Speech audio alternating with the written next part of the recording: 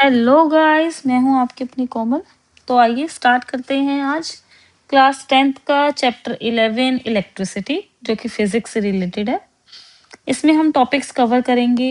First is electric current, okay, then potential difference, then circuit diagram के symbols, Ohm's law, resistance in series, resistance in parallel, heating effect of electric current, practical applications of heating and electric power. तो first topic आपके पास है electric current. अब electric current क्या होता है? Electric current अच्छा प्रोड्यूस कैसे होता है कि आप इलेक्ट्रिसिटी के यूज से कर रहे हो, बैटरी से कर रहे हो, है ना। होता क्या है, बेसिकली कुछ चार्जेस हैं जो फ्लो करते हैं ना, जो वायर में इधर से उधर जाते हैं, उसी को हम क्या बोलते हैं? Electric current. So the net charges that flows any cross sectional section of conductor in unit time is called current. ठीक है, कितने यूनिट टाइम में, कितने टाइम में कितने चार्जेस फ्लो कर रहे हैं, उसको हम बोलते हैं करंट। ठीक है, तो इसका फॉर्मूला होता है I is equals to Q upon 2। जहाँ पर क्यू है वो है चार्ज और T is time as you know, and I is the current. Okay, now SI unit क्या होती है? करंट की SI यूनिट होती है एम्पियर। इसको हम A से डिनोट करते हैं, हियर इट इज। देन हमारे पास चार्ज की, क्योंकि हमारी यूनिट होती है कूलम, जिसको हम डिनोट करते हैं C से। ओके, अब इसी से रिलेटेड आपके पास, इस फॉर्मूला को याद रखना, I is equals to Q upon T. इसी से रिलेटेड आपके पास एक क्वेश्चन भी है आपकी बुक में। मैं साथ साथ आपको आपकी बुक दिखा रही हूँ ताकि हम सॉल्व करते जाएं और आपको बाद में कोई डाउट ना हो। सो नाउ आपके पास एक क्वेश्चन है, a current of 0.5 ampere is drawn by a filament of an electric bulb for 10 minutes. Find the amount of electric charge that flows through the circuit. ठीक है, 0.5 एम्पियर का current है। सो आई आपको given है कितना? 0.5 एम्पियर। पहले लिख लेना होता है जो भी हमें गिवन है। टाइम आपको गिवन है 10 मिनट्स। अच्छा, ये ध्यान रखना, जब भी इसकी बात होती है ना टाइम की, तो उसको सेकेंड्स में लेकर चलो। तो 10 को सेकेंड्स में कन्वर्ट करने के लिए 60 से मल्टीप्लाई करेंगे, विच इज 600 सेकेंड्स। ठीक है, इसके बाद आपके पास है, आपको निकालना है क्यू। ठीक है, अच्छा, कोई डाउट? मैंने अभी अभी आपको फॉर्मूला कराया, I is equals to Q upon T. तो इसमें वैल्यूज फिल कर दीजिए। आई हमारे पास है 0.5 into is equals to, sorry, Q upon T is 600। यहाँ पे डिवाइड होते जाके मल्टीप्लाई हो जाएगा, 0.5 इंटू 600, तो 600 का हाफ होता है 300, और चार्जेस है तो साथ में यूनिट लगेगी C, coulomb. That is your answer. ठीक है, इजी है, इतना कुछ मुश्किल नहीं है। तो आइए आगे पढ़ते हैं। Potential difference. पोटेंशियल डिफरेंस को हम डिनोट करते हैं V से। होता क्या है? Potential difference is the work done to move a unit charge from one point to another. अच्छा, अब ये जो चार्जेस को हमने बताया एक वायर में या किसी भी चीज में जो फ्लो करते हैं, उन चार्जेस को एक प्लेस से दूसरी प्लेस तक लेकर जाने के लिए जितना काम किया गया, वर्क किया गया, उसको हम क्या बोलते हैं? Potential difference. ठीक है, तो इसको भी, इसका फॉर्मूला बनता है V is equals to W upon Q. V क्या है यहाँ पे? Potential difference. W is the work done and Q is the charges. अच्छा, मैं आपको बता दूं, पोटेंशियल डिफरेंस की यूनिट हमारे पास होती है वोल्ट। ये छोटी छोटी चीजें याद रखनी है, जिसको हम डिनोट करते हैं V से।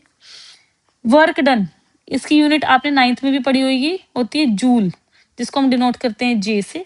ठीक है, इसके बाद हमारे पास है क्यू, चार्जेस, जो कि हमने ऊपर पढ़ा, उसकी यूनिट होती है कूलम। अच्छा, इससे रिलेटेड भी आपके पास ना एक क्वेश्चन है आपकी बुक में। दिस इज योर क्वेश्चन, ये रहा 11.2। How much work is done in moving a charge of 2 coulomb. अच्छा, आपको चार्ज दिया हुआ है 2 कूलम, यानी कि क्यू दिया हुआ है, across 2 points having a potential difference 12V। Potential difference दे दिया 12V, आपको निकालना है वर्क डन, है ना। अच्छा, फॉर्मूला हमें याद ही होगा, मैंने अभी भी आपको बताया, V is equals to W upon Q. W is the work done, हमें गिवन नहीं है, V की वैल्यू गिवन है, फिल इट, W पता नहीं, Q इज 2, उधर जाके मल्टीप्लाई हो जाएगा, इट विल बी 24। यहाँ पे लिख लेते हैं 24 व्हाट, वर्क डन निकाला तो जूल। ठीक है जी, इसके बाद करते हैं नेक्स्ट चीज। नाउ अब आपके पास है सर्किट डायग्राम के सिंबल। मैक्सिमम सिंबल आपने अपनी प्रीवियस क्लासेस में कवर किए हुए हैं, 2-3 न्यू सिंबल्स ऐड होंगे जिसको हम डिस्कस करेंगे। Electric cell. अब इलेक्ट्रिक सेल क्या होता है? हमें पता है उसको हम ऐसे डिनोट करते हैं, ये पॉजिटिव साइन है, ये नेगेटिव, जिसको छोटे उससे करते हैं। बैटरी जहां पर हम बहुत सारे सेल्स को एक साथ में लेके चलते हैं, कॉम्बिनेशन ऑफ सेल। बैटरी क्या होती है? Combination of cell. पहले हमने पढ़ा हुआ है सब कुछ छोटी क्लासेस में, बस रिवीजन चल रही है। प्लग की अगर ऑन है तो ये, ऑफ है तो ये। अब वायर ज्वाइंट मतलब दो वायर्स को कहीं पर ज्वाइन किया गया है तो ऐसे ज्वाइन करते हैं। Crossing each other without joining, अच्छा जैसे एक के ऊपर दूसरी वायर पड़ी रहती है ना घरों में, कि ज्वाइंट नहीं है, एक के ऊपर ओवरलैप कर रही है, तो ऐसे दिखाओगे आप। इलेक्ट्रिक बल्ब सिंपल सा सिंबल है दिस वन। रजिस्टर, अच्छा ये रजिस्टर रेजिस्टेंस क्या होता है ये अभी मैं आपको बताऊंगी, इसका सिंबल आप देख लीजिए। वेरिएबल रेजिस्टेंस जो होता है वो ऐसे बनाते हैं हम, जो चेंज होता रहता है ना। एम मीटर, एम मीटर क्या होता है? वोल्ट मीटर क्या होता है? गैल्वेनोमीटर क्या होता है? ध्यान से सुनना। एम मीटर जो मेजर करता है करंट, जैसे आपने स्पीडोमीटर के बारे में आज तक सुना होगा ना। स्पीडोमीटर क्या होता है? जो स्पीड को मेजर करता है। एम मीटर, एम्पियर से हम याद रखेंगे क्या करेंगे, जो करंट को मेजर करता है कि एक सर्किट में कितना करंट जो है फ्लो कर रहा है। वोल्ट मीटर पोटेंशियल डिफरेंस को मेजर करता है, ऑब्वियसली वोल्ट से हम याद रखेंगे वोल्ट मीटर। पोटेंशियल डिफरेंस को मेजर करता है कौन? वोल्ट मीटर, ठीक है। गैल्वेनोमीटर क्या करता है? ये भी करंट को ही मेजर करता है, जब करंट बहुत कम यूनिट्स में हो ना, मिली एम्पियर्स में हो, ठीक है, या माइक्रो एम्पियर्स में हो, तो उसको जो मेजर कर पाता है वो क्या है? गैल्वेनोमीटर, ठीक है। Measure small amounts of current. अच्छा मेरी बात ना बहुत ध्यान से सुनना। नेक्स्ट टॉपिक हमारे पास है ओम्स लॉ। ये बहुत ही ज्यादा इंपॉर्टेंट टॉपिक है, इसी के बेस पे आगे पूरा चैप्टर है, तो बहुत ध्यान से इस चीज को सुनना है। कोई डाउट आए प्लीज कमेंट दोबारा दोबारा मुझे पूछ लेना है। आप हमारा व्हाट्सएप चैनल भी ज्वाइन कर सकते हैं, वहां पर भी आप अपने डाउट्स क्लियर कर सकते हैं, बट मेक श्योर आपको इस टॉपिक में कोई डाउट ना हो। ध्यान से सुनना। अब सबसे पहले ना इसमें बात करते हैं रेजिस्टेंस क्या होता है। मैंने आपको बताया था कि रेजिस्टेंस का सिंबल ये होता है, ठीक है। ध्यान रखना ये ना नीचे से ऐसे नहीं जाएगा, ऊपर से ही, यहीं से ही ऊपर से ही आगे चला जाता है, ठीक है, गलत नहीं बनाना। सो रेजिस्टेंस क्या होता है? रेजिस्टेंस का इंग्लिश में ही मतलब होता है रेजिस्ट करना, किसी चीज को रोकना, मना करना, बंद करना, है ना। तो रेजिस्टेंस क्या है?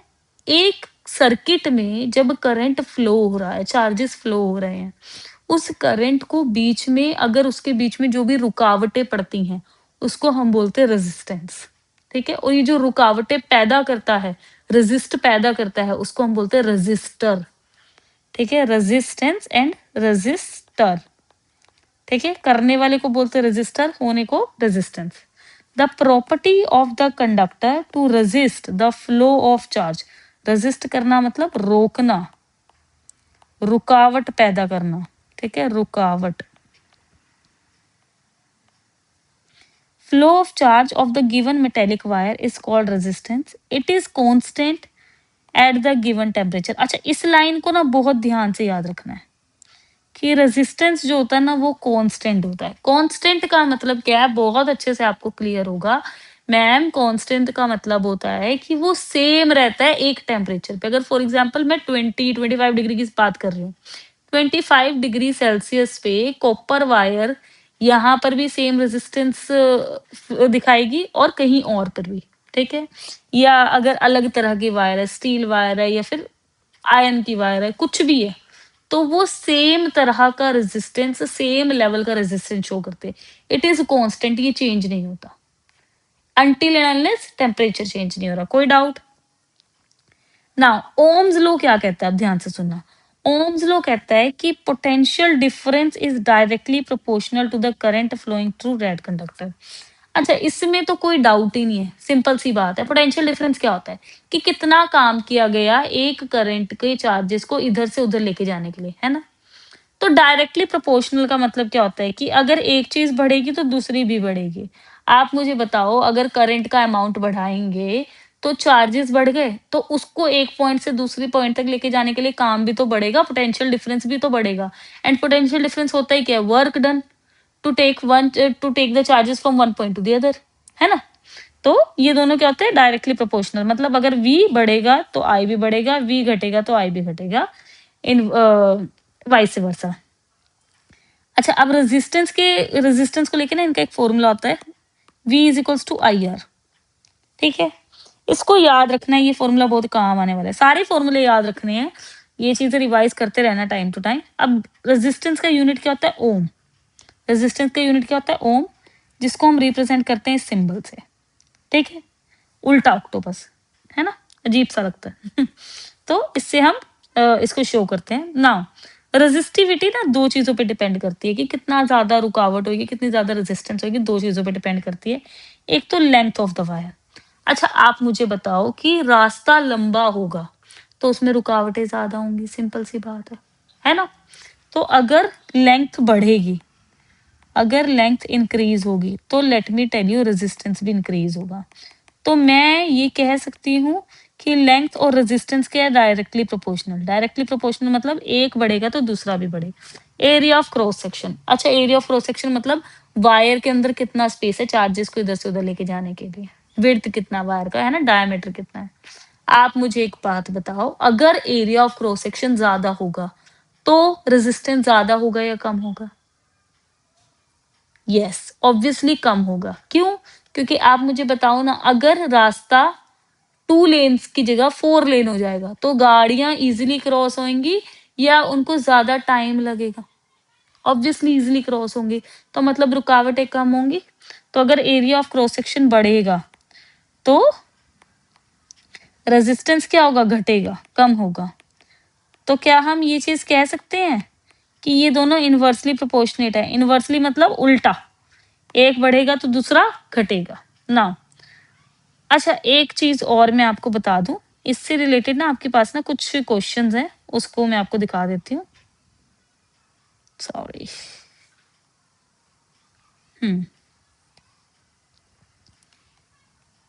नाउ रेजिस्टेंस से रिलेटेड आपके पास कुछ क्वेश्चंस है, ये मैं आप ही की बुक में आपसे लेके चल रही हूँ साथ साथ, ताकि आपको ज्यादा क्लियर हो। अच्छा ये फॉर्मूला जरूर यार याद करना है, this is R is equals to PLA। अच्छा ये क्या है? दिस मतलब रियोस्टेट कांस्टेंट, ये ना गिवन होती है वैल्यू कि एक पर्टिकुलर टेम्परेचर पे ये रेजिस्टिविटी है, ये रियोस्टेट है, उस रेजिस्टिविटी हम इसको बेसिकली बोलते हैं पीको, कि इस उसकी रेजिस्टेंस और रेजिस्टिविटी में ना कंफ्यूज नहीं होना। रेजिस्टिविटी ना वो होती है कांस्टेंट होती है, ठीक है, तो कि ये रेजिस्टिविटी आपको गिवन होता है, एंड देन आप लेंथ अपॉन ए के एरिया, ठीक है, इस फॉर्मूला को यूज करके हम रेजिस्टेंस निकाल सकते हैं, रेजिस्टिविटी जो भी हमें मांगो, ठीक है। ऐसा यूनिट इसकी भी ओम मीटर होती है, ध्यान रखना ओम नहीं होती है, ओम मीटर होती है, ठीक है। अब आपको ना आपकी बुक में सॉरी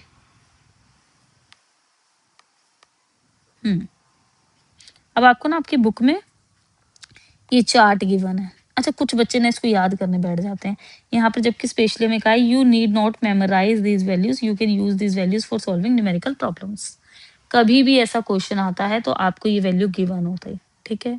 आप सिर्फ ये याद कर सकते हैं सबसे ज्यादा रेजिस्टेंस और सबसे कम रेजिस्टेंस किसका होता है, किसका नहीं होता है, ठीक है ना।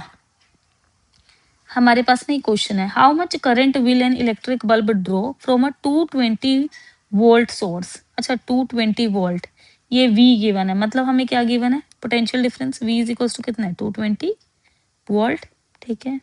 If the resistance of the bulb of the filament is this, resistance given है कितना? 1200 ओम।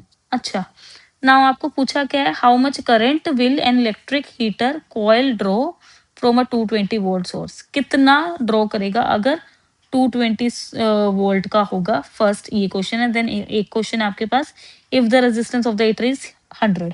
तो पहले ए सॉल्व करते हैं, आपको करंट निकालना है जब ये 220 है और ये 1200 है, ठीक है।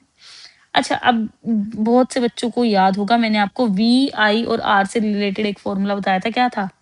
V is equals to I R, use करो उस फॉर्मूला को। V कितना है? 220 इज इक्वल्स टू आई कितना गिवन है आपको पता नहीं, वो आपको निकालना है, इनटू आर कितना है? 1200। ये इधर मल्टीप्लाई हो तो जाके डिवाइड हो जाएगा ओवर 1200, जीरो से जीरो कैंसर, 2 के टेबल से गया 11 पे, ये गया 60 पे, ओके। 60 से अगर हम इसको कट करेंगे तो ये हमारे पास आ जाएगा कोई 0.18 एम्पियर, ठीक है, ठीक हो गया। Now you can check this. अब हमारे पास क्वेश्चन बी सी में है, कहता है कितना करंट ड्रॉ करेगा अगर 220 वोल्ट ही सोर्स है, V अगेन 220 है, पर रेजिस्टेंस इस बार कितना है, 100 है। अब आपको करंट निकालना है, निकाल लेंगे। V is equals to I R. V हमारे पास है 220 इज इक्वल्स टू I पता नहीं है, R कितना है हमारा 100। ये इधर मल्टीप्लाई हो जाकर डिवाइड हो जाएगा, 220 डिवाइडेड बाई 100 विल बी 1 0 से 1 0, एक के बाद पॉइंट, 2.2 एम्पियर। ठीक है, तो इसी तरह के आपके पास आगे भी क्वेश्चंस हैं। ठीक है, ये आप अपने होमवर्क में कंप्लीट करोगे। कोई भी डाउट आया तो प्लीज़ कमेंट डाल दीजिए, मैं आपको नेक्स्ट वीडियो में इसको समझाती हूँ। ये आपका हो गया होमवर्क। नाउ इस चैप्टर का सबसे ज़्यादा पूछा जाने वाला बोर्ड का क्वेश्चन। ठीक है जी, चलो स्टार्ट करते हैं। अब रेजिस्टेंस को ना हम दो तरीके से लगा सकते हैं हमारे पूरे सर्किट में। एक तो सीरीज में, ठीक है, सीरीज मतलब ऐसे लाइन में लगा दिया। एक पैरेलली, पहले हम सीरीज के बारे में डिस्कस करते हैं, फिर पैरेलल की बात करेंगे। अच्छा ध्यान से सुनना, when resistors are connected in a single line in this total resistance is calculated as. अच्छा एक बात इस चीज को ना याद रखना है, इस टाइम पे क्या हुआ, करंट पहले यहाँ से निकला, यहाँ से निकला, फिर यहाँ से निकला। इन टाइम पर करंट जो है वो आपस में डिस्ट्रीब्यूट हुआ नहीं, क्यों, क्योंकि एक ही लाइन में जा रहा है, तो करंट नहीं चेंज होता। पर रेजिस्टेंस, अगर हमें इस केस में आपसे पूछ ले कभी भी सीरीज के केस में रेजिस्टेंस बताइए, तो रेजिस्टेंस हम कैसे निकालते हैं, आर एस लिखते हैं हम इसको, सीरीज का केस है तो जितना भी रेजिस्टेंस गिवन है प्लस कर लो। फॉर एग्जांपल मैं कहती हूँ इसका 2 ओम था फर्स्ट का, सेकंड का 5 ओम था और थर्ड का 6 ओम था, तो आप क्या करोगे, तीनों को plus, this will be equals to 13 ohm. ठीक है, इसी तरह आप पोटेंशियल डिफरेंस इनका निकालोगे, इसका अलग निकलेगा, इसका अलग निकलेगा, इसका अलग निकलेगा, फिर तीनों को प्लस करके एक साथ पूरा पोटेंशियल डिफरेंस निकलेगा। ठीक है, अब ध्यान रखना फर्स्ट, अब आपको ये पोटेंशियल डिफरेंस अलग से कैलकुलेट करने पड़ेंगे।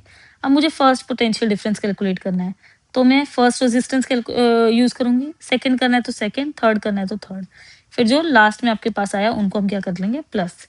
अच्छा इसका ना मैं अब आपको एक क्वेश्चन करके दिखाती हूँ कि इसको कैसे करना है, ज्यादा समझ हमें आएगा।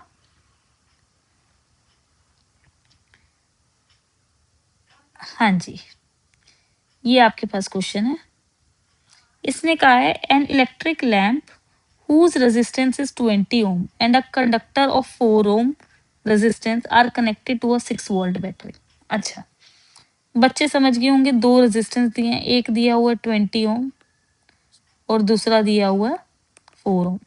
कुछ नहीं करो, सिंबल्स याद रखो, आपको ना ज्यादा तो ये चीज समझ आ जाएगी कि दिया गया है 6 वोल्ट बैटरी है, वी दिया है तो मतलब क्या गिवन है, पोटेंशियल डिफरेंस जी 6 ओ एक second,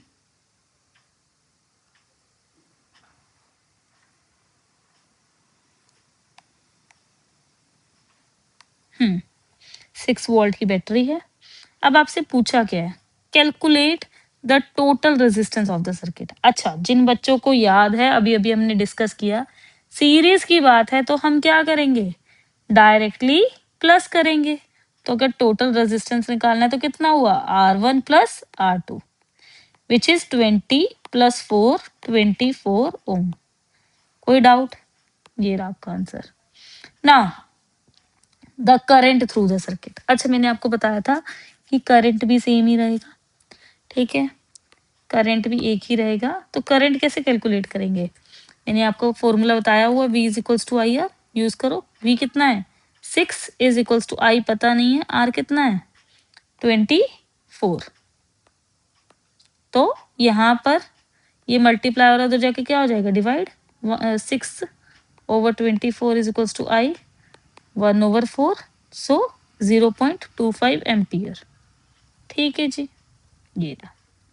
now the potential difference across the electric lamp and the conductor. अब इलेक्ट्रिक लैम्प के अराउंड कितना पोटेंशियल डिफरेंस है एंड कंडक्टर के अराउंड कितना है, ये दोनों अलग से निकलेगा, मैंने आपको बताया था।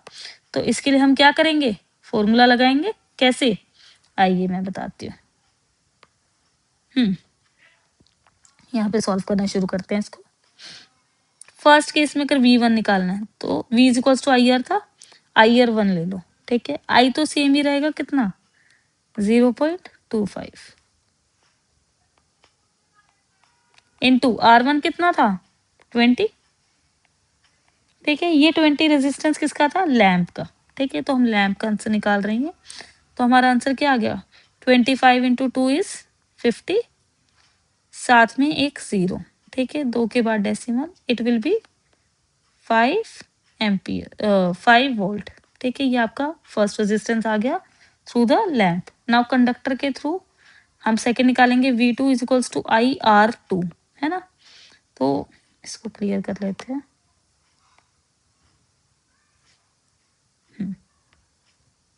V2 is equals to IR2, V2 I R कितना है हमारा, sorry I is 0.25 into R2 कितना है हमारा 4, मल्टीप्लाई कर लेते हैं, आंसर आ गया 1V। तो अगर आपको टोटल निकालना था तो कितना होना चाहिए? इन दोनों को प्लस करके 6V। टोटल हमारा यही था, ये देखिए, मतलब हम यहाँ से क्रॉस चेक भी कर सकते हैं।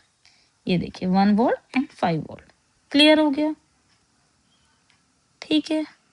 तो रेजिस्टेंस में एक चीज सीरीज के केस में याद करना है, रेजिस्टेंस कैसे निकलेगा?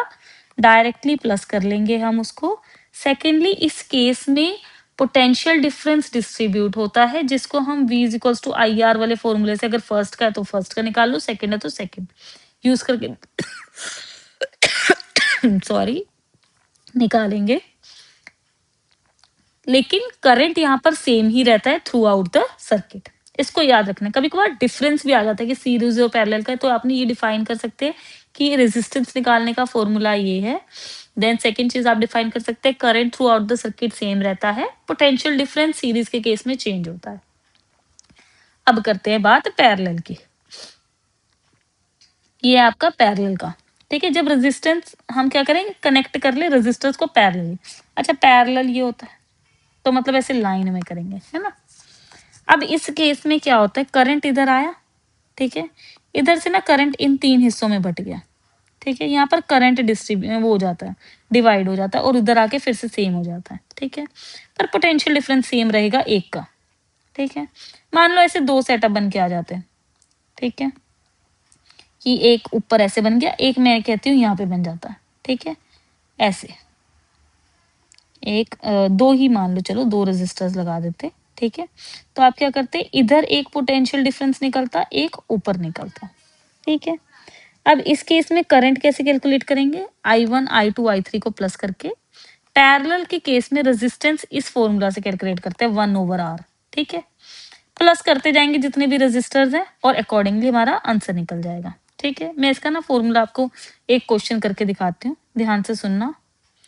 ये आता है जरूर, इसको तैयार करना है, गलती से भी छोड़ना नहीं है। कोई डाउट है, you can text me, you can comment on the video, और you can join the WhatsApp channel. ठीक है, गलती से भी लेकिन कोई भी डाउट नहीं हमने दिमाग में रखना।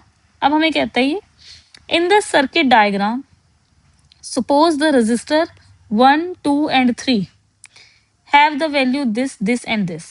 ठीक है, R1 गिवन है आपको कितना, लिख लेते हैं 5 ओम। R2 गिवन है आपको कितना 10 ओम। R3 गिवन है कितना 30 ओम। रिस्पेक्टिवली आपको 11.10 डायग्राम गिवन है। So this is your diagram. ठीक है, दिमाग में रखना है इसको, सेम वैसा सही है जैसा हमने देखा था अभी।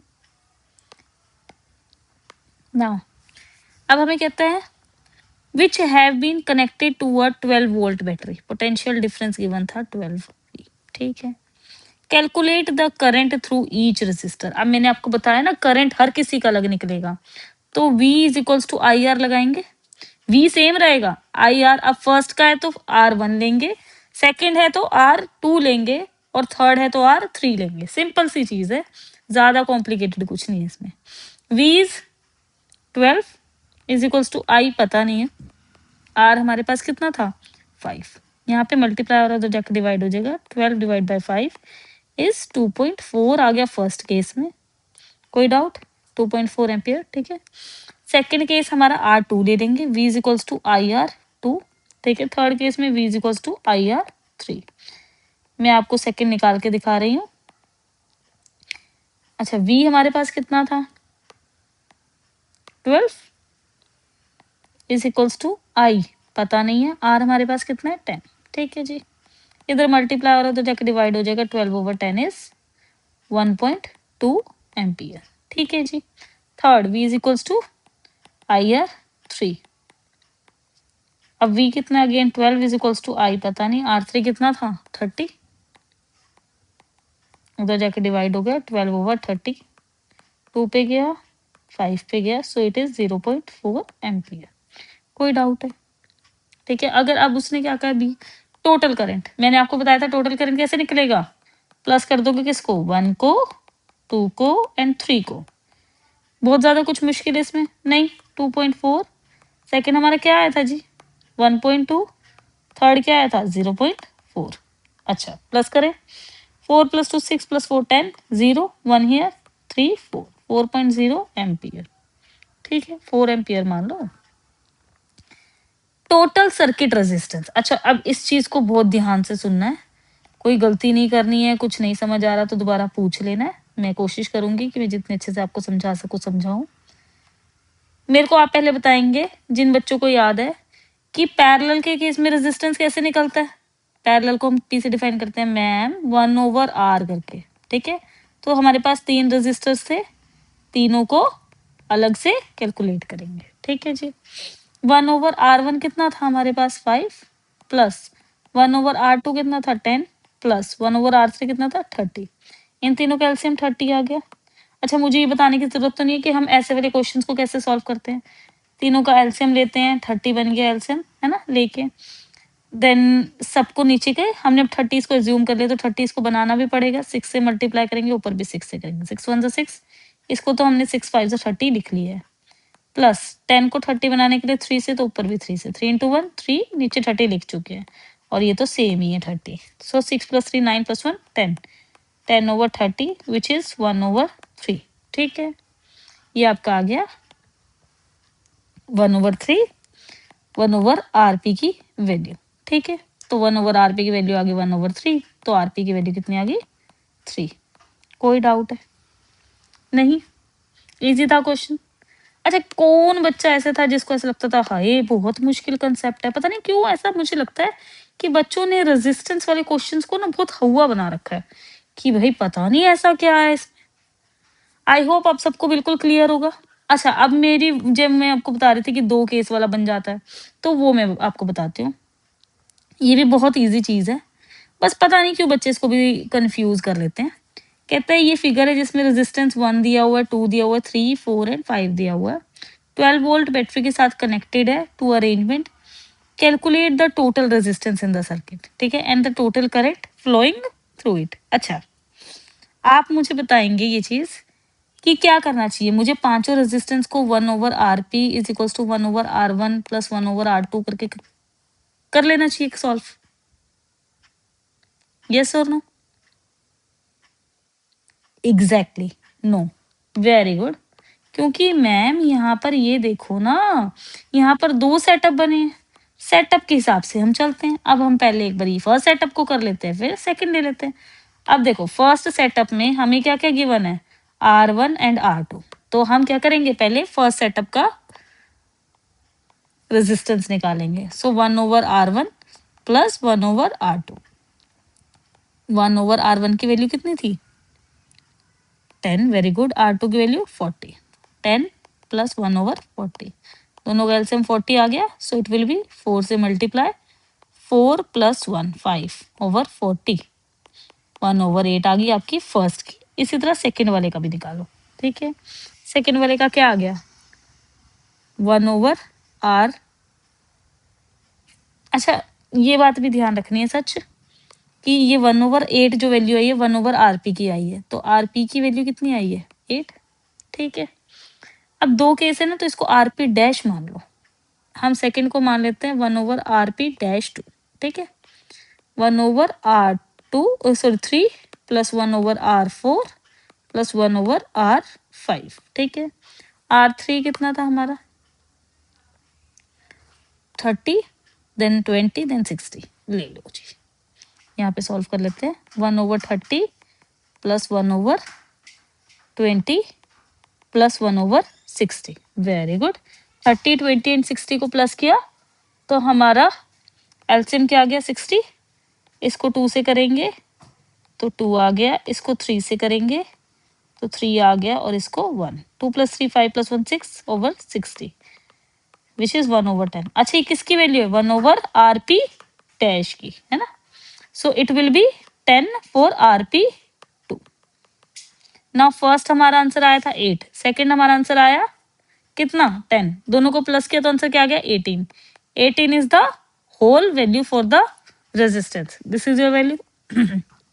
Now the total current flowing in the circuit. अच्छा अब हमें निकालना है total current. Total current, mind it, अब हमें जरूरत नहीं है, अब हमें एक एक उसकी जगह की नहीं पूछी है, हमसे टोटल वैल्यू पूछी गई है। तो हम क्या करें? टोटल रेजिस्टेंस को एक साथ उठा लेते, जैसे हम अलग अलग उसमें क्या करते थे, अलग अलग रेजिस्टेंस को उठाते थे। अब हमें टोटल चाहिए तो टोटल रेजिस्टेंस उठा लेते हैं। V हमें पता है ये कितना है 12, I हमें कैलकुलेट करना है, R हमें पता है 18, तो V is equals to I R वाला फॉर्मूला हम लगाएंगे। 12 is equals to I into R की वैल्यू 18, 18 उधर जाके डिवाइड हो गया तो 12/18 विच इज 2/3, 0.67 एम्पियर। कोई डाउट? इजी था, समझ आ गया। बस जितने अलग अलग ये सर्किट्स हैं, जितने अलग अलग ये डायग्राम्स हैं, उतनी बार हमने रेजिस्टेंस को अलग अलग तरीके से कैलकुलेट करना है। और सीरीज में हो तो डायरेक्ट ही प्लस करना है, कोई डाउट ही नहीं। ध्यान क्या रखना है, सीरीज में पोटेंशियल डिफरेंस डिवाइड होता है और पैरेलल में करंट डिवाइड होता है। बस इतनी सी बात है, इतना सा क्वेश्चन है, इतना सा डाउट है। अभी भी कोई डाउट हो तो आप मुझे कमेंट कर सकते हैं, I will clear your doubts. आगे चलते हैं। Heating effect of electric current. अच्छा अब ये सबने देखा होगा, जब बहुत ज्यादा देर तक हम एक प्लग को ऑन रखते हैं या अडप्टर को लगा के रखते हैं, वहां पे वो गर्म होना शुरू हो जाता है ना, या फिर पंखे को ही देख लो चलता रहता है तो वो गर्म हो जाता है। तो मतलब इलेक्ट्रिसिटी जो है वो हीटिंग इफेक्ट क्रिएट करती है, वो गर्म मतलब किसी भी चीज को गर्म कर देती है ना। और यही हीटिंग इफेक्ट हम यूज भी करते हैं कई जगहों पे, जैसे आपके जो आयन है, ठीक है, आयन में हमने क्या किया? हीटिंग इफेक्ट यूज किया, है ना। गीजर्स है, हीटिंग इफेक्ट यूज किया। अब यही जो हीटिंग इफेक्ट है ये क्रिएट कैसे हो रहा है, मैं आपको एक चीज बताऊं, रेजिस्टेंस के थ्रू। क्योंकि रेजिस्टर क्या करता है, जब इलेक्ट्रिसिटी को वो रोक रहा है आगे जाने से, तो वो एनर्जी यूज कर रहा है। वो एनर्जी कहाँ पे, किस फॉर्म में कन्वर्ट हो रही है? हीट की फॉर्म में। तो जहां पे जिन अप्लायंसेस में हीट की जरूरत होती है, वहां पे क्या होता है, लाइन से सिर्फ रेजिस्टर्स ही रेजिस्टर्स लगाए होते हैं कि ज्यादा से ज्यादा हीट प्रोड्यूस हो। ये चीज क्लियर है ना। कहते हैं if the electric circuit is purely resistive, मतलब रेजिस्टेंस ही रेजिस्टेंस है उसमें, that is a configuration of resistors only connected to a battery, the source energy continuously gets dissipated entirely in the form of heat. कि जो source energy है वो सारी क्या होती है, हीट के फॉर्म में कन्वर्ट हो जाते हैं। This is known as heating effect of electric current. आप अपनी खुद की लैंग्वेज में भी लिख सकते हैं। It is used in devices like electric heater, electric iron et extra.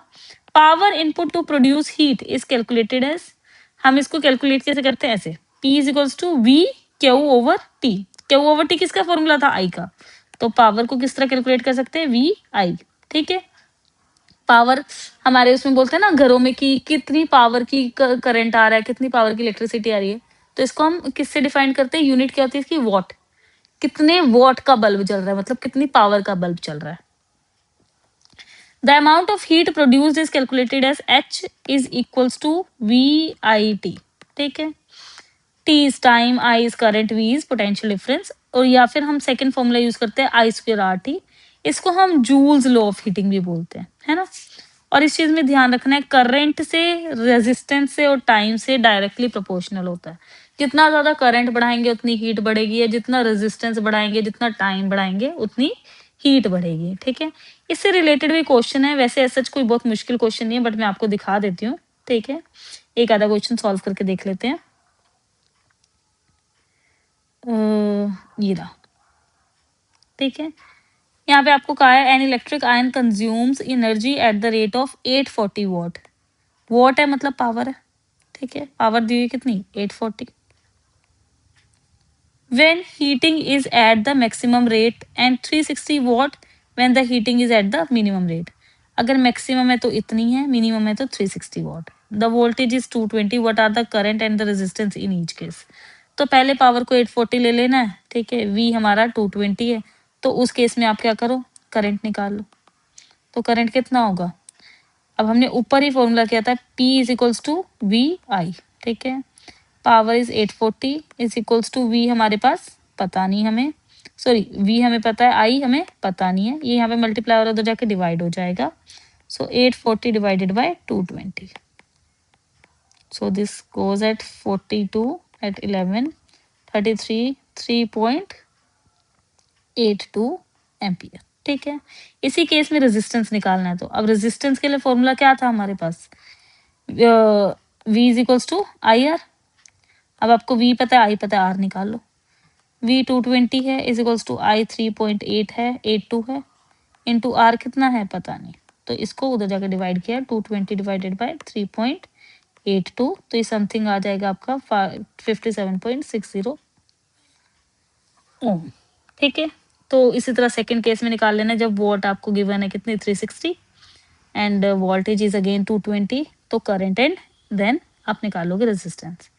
Same इसी तरह यहाँ पर पोटेंशियल डिफरेंस निकालना है। आपको क्या दिया हुआ है, रेजिस्टेंस दिया हुआ है एंड 100 जूल, ठीक है, ऑफ हीट इज प्रोड्यूस्ड। अब आपको हीट गिवन है तो आप हीट वाला फॉर्मूला लगा सकते हैं, H is equals to I square R T. यहाँ पे R पता है, H पता है, T टाइम गिवन है, निकाल लीजिए और आगे सॉल्व कर लीजिए। ठीक है जी। अब इसके बाद आपके पास है practical application of heating effect. कहाँ कहाँ पर यूज करते हैं हम इस हीटिंग इफेक्ट को, बहुत इजी है, आप अपने आप भी बना सकते हैं। ठीक है, एक आइडिया मैं आपको दे देती हूँ, इलेक्ट्रिक आयंस में, हीटर्स में, है ना। अब जो ये बल्ब होता है, जैसे बल्ब के फिलामेंट में भी हम क्या करते हैं, हीट को ही यूज करते हैं। बल्ब का जो फिलामेंट होता है वो टंगस्टन के मटेरियल से बना होता है, जो क्या करता है, हीट को कंज्यूम करता है, और वो इतना ज्यादा हीट अप हो जाता है कि वो ग्लो करने लग जाता है। और वो ग्लो ही जो क्या है हमें दिखता है फोम में, किस चीज की, लाइट की। ठीक है, and then use in fuse to protect homes. अच्छा, होम्स में कैसे यूज करते हैं हम फ्यूज को प्रोटेक्ट करने के लिए, ये वाला क्वेश्चन जो है आपका मैग्नेटिक वाले चैप्टर में भी है। ठीक है, कि फ्यूज कैसे हमारे घरों में यूज होता है, इस चीज को ध्यान से सुनना है बहुत। हमारे घरों में जो वो आ रही है, इलेक्ट्रिसिटी आ रही है, वो सर्टेन पावर की आ रही है ना। अगर उस पावर को वो एक्सीड करे, हमारे जो अप्लायंसेस लगे हैं वो भी उस हिसाब से लगे हैं, अगर वो पावर एकदम से बहुत ज्यादा बढ़ जाए, हमारे अप्लायंसेस की उतनी ज्यादा कैपेसिटी नहीं है, तो क्या होगा, वो हमारे सारे अप्लायंसेस खराब हो जाएंगे। तो उस चीज को बचाने के लिए हम घर में लगाते हैं फ्यूज। अब ये फ्यूज सेफ्टी डिवाइस है। कैसे, देखो मान लो ये बाहर से ऐसे इलेक्ट्रिसिटी आ रही थी, ये बीच में लग गया फ्यूज, और ये है घर पे आगे इलेक्ट्रिसिटी ऐसे जा रही है। ठीक है, इस फ्यूज का ना कुछ पर्टिकुलर मेल्टिंग पॉइंट होता है, ये ऐसे मटेरियल से बना होता है जिसका particular melting and heating point होता है। जब ज्यादा इलेक्ट्रिसिटी आई, मतलब ज्यादा पावर आई, ज्यादा हीट प्रोड्यूस हुई, अब ज्यादा हीट प्रोड्यूस होगी, तो अगर वो सर्टेन लिमिट तक है तो ठीक है, अगर वो डेंजर लेवल से क्रॉस करती है तो क्या होगा, इसका हीटिंग पॉइंट हिट करेगा और ये क्या आएगी, मेल्ट हो जाएगी। अभी बीच में से मेल्ट हो गया तो वायर टूट गई, वायर बीच में से टूटी हो तो क्या आगे करंट पास हो सकता है, नहीं, तो हमारे घर में करंट नहीं आएगा, जिससे हमारा घर बच जाएगा। तो फ्यूज के एक सेफ्टी डिवाइस है। Now last is electric power.